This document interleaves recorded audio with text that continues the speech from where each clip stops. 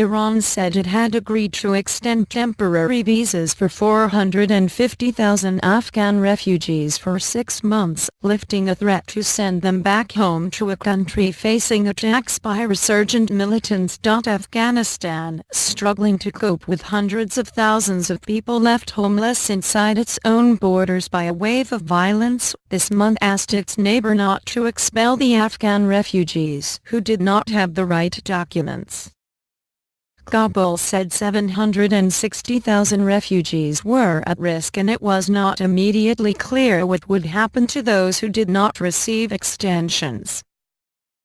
Temporary visas have been extended for 6 months based on the brotherly relations between our two countries, Iran's foreign ministry said in a statement released late on Friday. Afghanistan had agreed to come up with a plan on how to help the refugees within 2 months, the ministry added.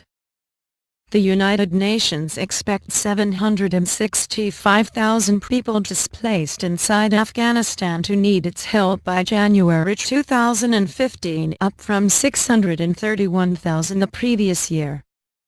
There are almost 1 million registered Afghan refugees in Iran, according to the United Nations, most of whom arrived before 2001 when U.S.-led troops toppled the Taliban Islamist regime.